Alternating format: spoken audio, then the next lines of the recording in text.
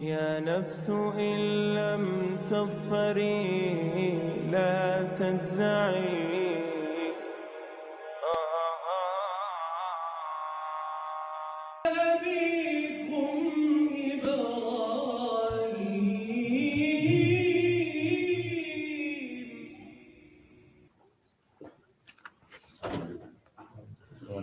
أعوذ بالله من الشيطان الرجيم واجعل لي لسان صدق في الآخرين واجعلني من ورثة جنة النعيم واغفر لأبي إنه كان من الضالين ولا تخزني يوم يبعثون يوم لا ينفع مال ولا بنون إلا من أتى الله بقلب سليم رب اشرح لي صدري ويسر لي أمري واحلل عقدة من لساني يفقه قولي فالحمد لله والصلاة والسلام على رسول الله وعلى آله وصحبه أجمعين. السلام عليكم ورحمة الله تعالى وبركاته.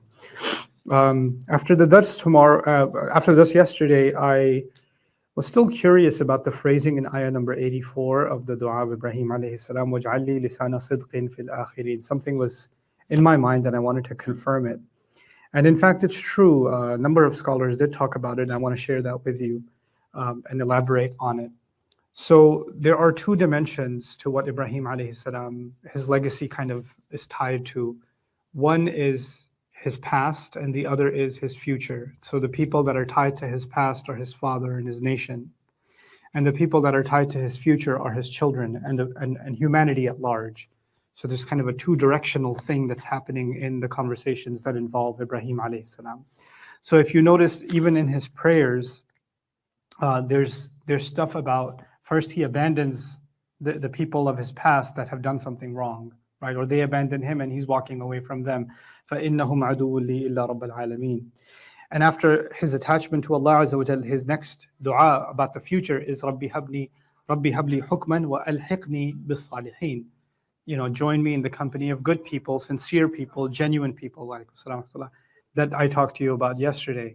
So he wants the company of good people around him. Now, the next thing, and we know that he didn't really have a massive following, even though the Quran in one place says, وَالَّذِينَ مَعَهُ, those who were with him. So perhaps he had a handful of followers with him too. Other scholars said nobody was with him, it was just his own family. Meaning eventually it was his wife, his sons, etc. Those were the only people that were with him. But this phrasing, وَجَعَلْ لِي لِسَانَ صِدْقٍ فِي الْآخِرِينَ, it's pretty powerful.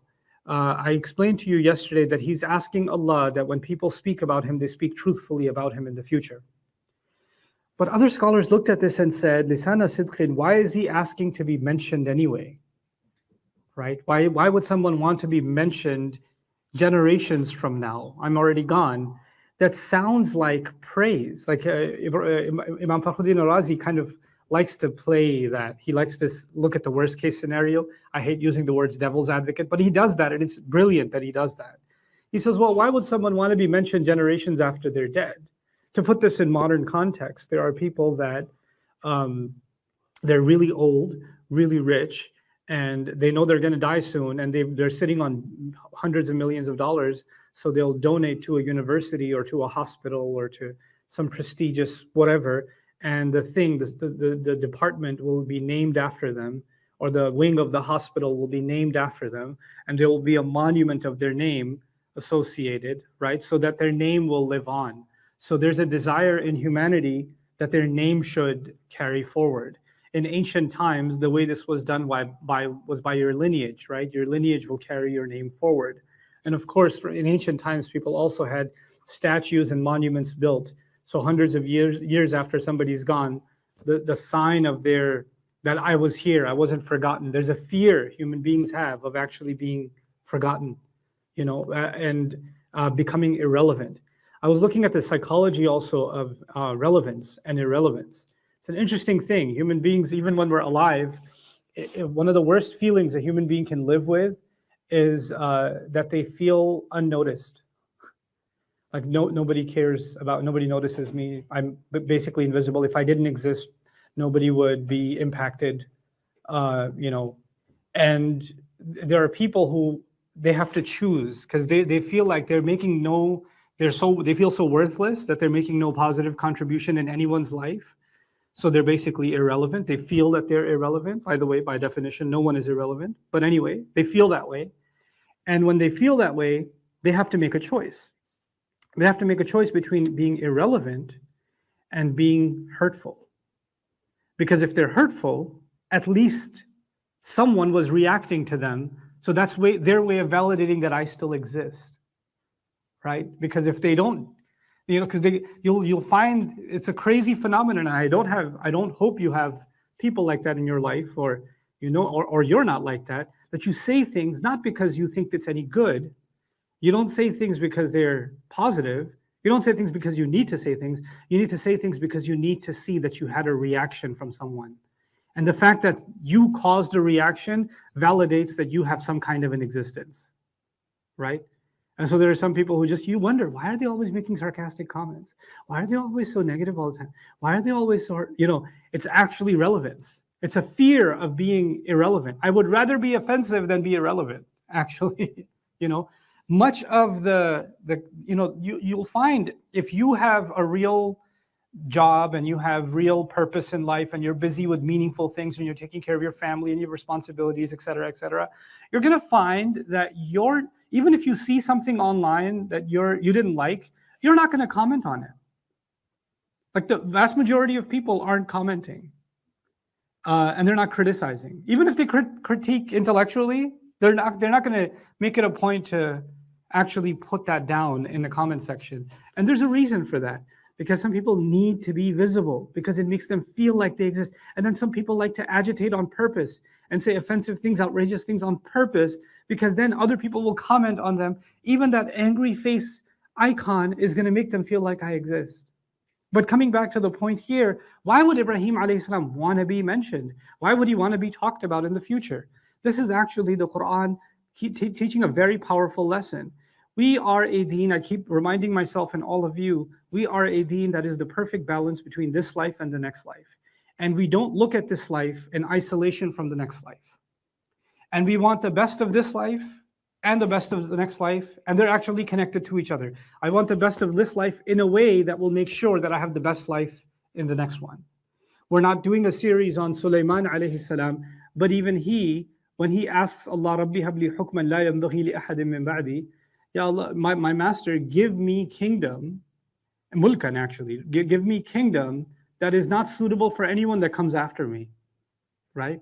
Give me more kingdom than anyone's ever had. This would be the greatest one ever, Fir'aun would want something like that. Why is Sulaiman alayhi salam asking for something like that? And along the same lines, why is Ibrahim alayhi salam asking to be mentioned among the last people that walk the earth, like generations and generations, among the final of generations that will live in this world? He wants to be mentioned and mentioned truthfully because he understands something. He understands that what he's doing, he doesn't diminish what he's doing. So I want to break this down to a few elements. Number one, he's just a young man in a village that's walking away, right? But he understands the significance of it. He understands that this is actually a very powerful thing that Allah has blessed me to do. And if other people find out about it, they will be empowered and encouraged to do the same thing. If people know what I have done here, there will be other young men, other young women, other old men, other old women, other people that will take this step towards Allah no matter what the cost. They'll do that too. And if they do that, then I'll be connected to them even if I've never met them in this life. But I know for a fact that when I stand up on Judgment Day, those people that heard about what I did, and because of what I did, they were impacted, they will be connected to me on Judgment Day. And their good deeds will actually add to mine. They'll actually be my helpers on Judgment Day too, not just themselves. This concept of sadaqah jariyah, he understands it. So in a sense, he wants popularity. Right? He wants to be mentioned among the last of people, which means generation after generation, he shall be mentioned. So he wants popularity, but he wants popularity for a very different reason. He doesn't want popularity in order to be liked. He wants it in order for people to do things that will make them disliked. Because what he did made him the most disliked individual in the entire town and his family. You understand? This is not about being likable. So you see, like our notions of popularity, they are directly associated with likability, right? We want to be someone that's liked. And it makes us feel kind of more valued. People say, hey, so who are you? How many followers do you have? Okay, all of a sudden, how many followers? Now you suddenly have value. If you only have 4 followers, it's like you're a worthless human being. What do you have, 4 followers? Is that your cousins that felt bad for you? You know, that's all you're worth? So we measure value now in terms of popularity, right? But actually, Ibrahim alayhi salam measures value not just in terms of how many people heard about him or heard his name. He just wants to know, he wants to make sure that whenever somebody mentions him, they mention what he did truthfully. And if that utterance will be there, then the inspiration for what he does will be there, right? It's a really powerful thing that he's asking for. He's also understanding something else. In this family, or in this life, we have family. And family, even though you're genetically from the same, batch, psychologically, emotionally, spiritually, personality-wise, sometimes you can be, I don't know, from a different planet. Like sometimes you look at your family member like, how are you and I family? Like, I don't understand how you and I are siblings. Like, seriously, or how's that my mom? How's that my dad? How's that my son? Like they are so different, so completely polar opposite. I mean, look at Ibrahim alayhi salam and his father. Look at Rasulullah sallallahu alaihi wasallam and his uncles. Look at, Yaqub alayhi salam and his sons, Yusuf alayhi salam and his brothers. Nuh alayhi salam and his son. I mean, over and over again, you have people that are, and the Quran will highlight people that are spiritually different, but we know that there are all kinds of differences. And it may be that at work or at school or in other social environments, in your Muslim Students Association, at the masjid, wherever, you find a group of people that are really connected to you, that really understand you, that get you, that you're on the same page with. You finish each other's sentences. And when you go among your own people, your own race, your own family, your own tribe, nobody gets you. That can certainly be the case. And Ibrahim alayhi salam is certainly the ideal case study for that, isn't he? Like nobody gets him in the entire town. And people that finally did get him got angry. Why did he make me get him? Burn him alive. They hate him for it. But he understands when that people will be connected by ideas, by faith, by the truth, more powerfully than they can be connected by bloodlines, more powerfully than they can be connected by genetics. Just think about that historically, put that in perspective, right? One of the most powerful manifestations of human power are kingdoms. All power of an entire region converged into one human being. And his family is then called the royal family, right? But the problem with the royal family is everybody's thinking this guy's going to die one day or another. Is it going to be the older son that's going to be the king, or the younger son that's going to be the king? Or is it going to be the brother that's going to be the king? Or is it the brother's kids that are going to be the king? And they're a bloodline, right? And guess what? In every dynasty in history, there are plots and conspiracies to kill family members. And if one brother takes the throne, he makes sure the other brother gets killed or executed or exiled, because so long as he's alive, he's a threat to the throne, right? So the most influential people, they have the most spite towards those that are closest to them. And they are the most danger to those that are closest to them. So you would think that blood or genetics or family would bring people the closest. But actually, these are some of the worst contestants in life. The worst conflicts in life happen between them, right? And on the flip side, you've got Ibrahim alayhi salam being separated from the bloodline. And he's saying, even the last people that walk on this earth, if they can just remember me truthfully, he's not connected to them by blood or genetics or region or locality or nationality or property or business. He's connected to them by the truth. That's it. The truth is this invisible chain that binds these people together and builds a loyalty that nothing else can build.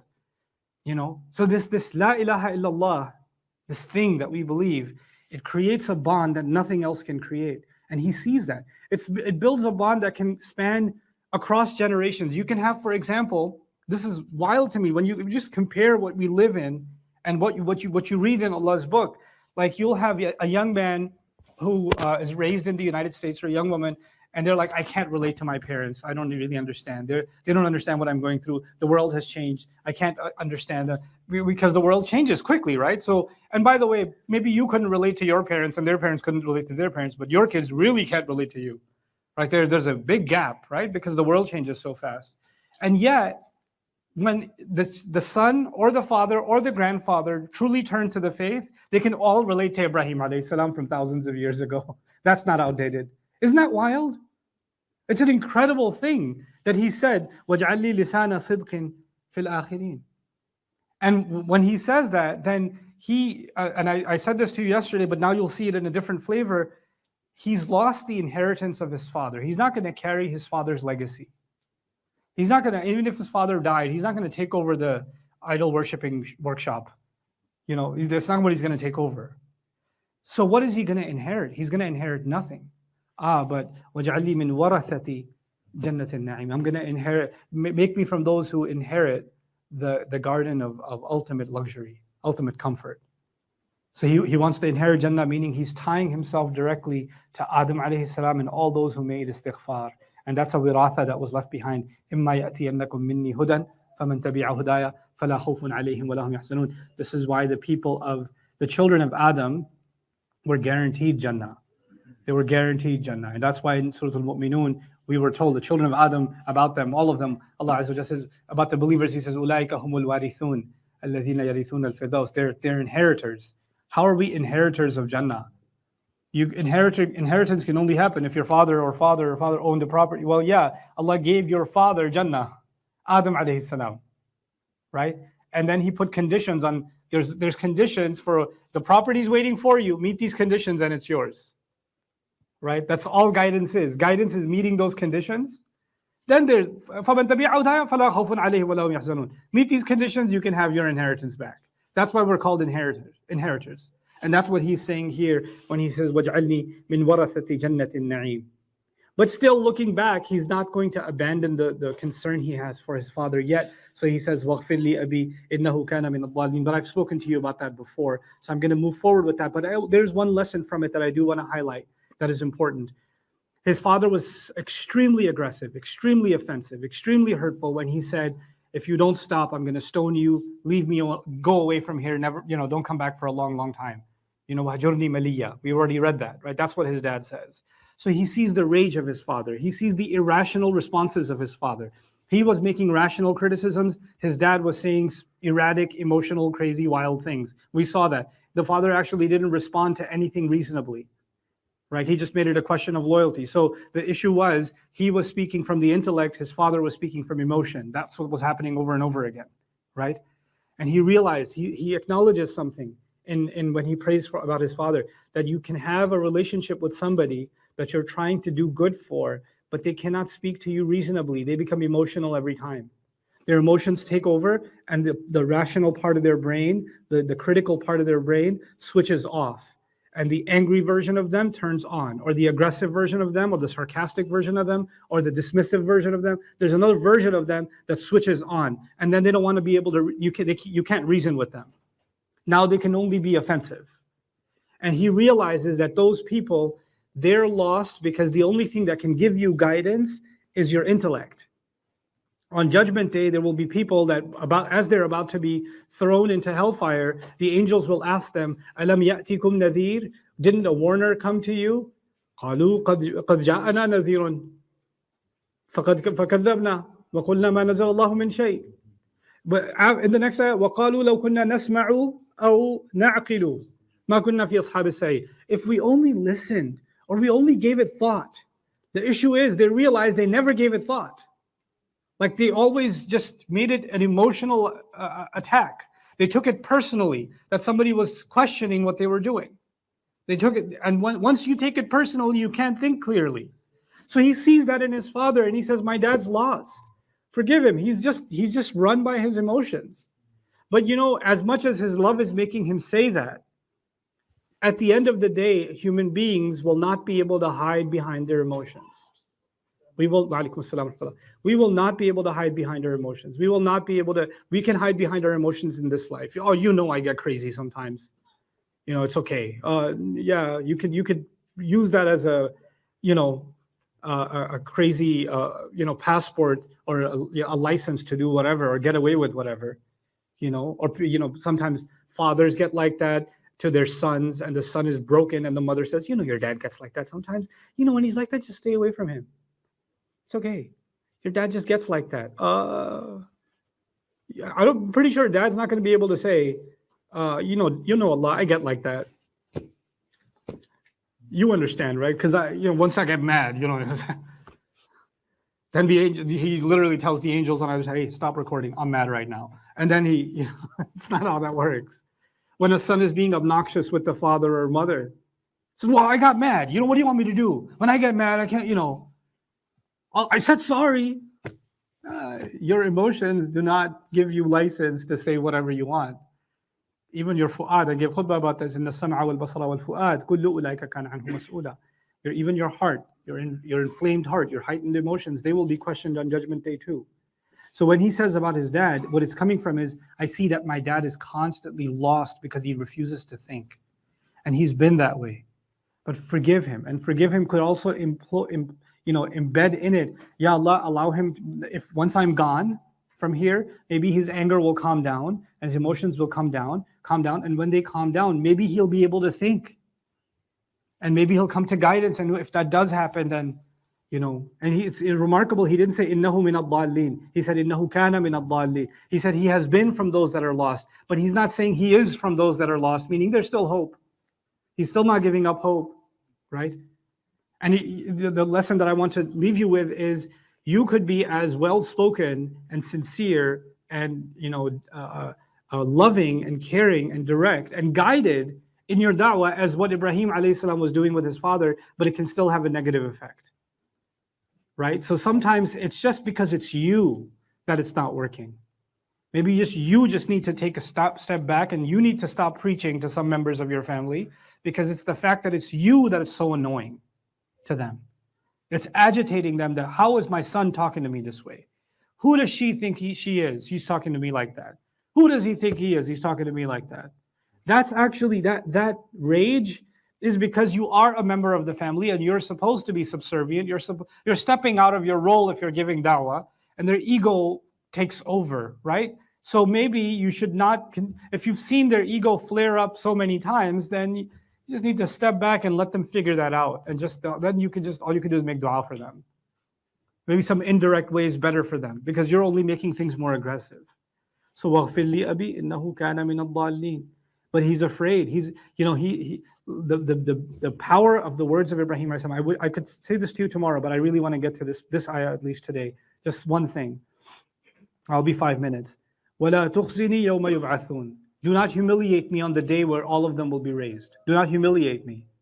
Now, in this life, our historically in society, our honor is related to our own accomplishments. But by extension also, our honor is related to our family, our parents, and our children.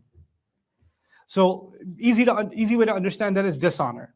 If somebody's father went to jail, they're humiliated, right? If somebody's parents were in the news, they're also humiliated. If somebody's kids got kicked out of school, somebody's kids went through humiliation, they're also humiliated, right? And when your son has, or your daughter has won some award, or they won a scholarship, or they, then you know what? You're also elevated. And when your dad or your mom has accomplished something amazing, you're also elevated. So our dignity in this life is tied to those that came before us, our parents, and those that are underneath us, our children. There's a connection generally in life.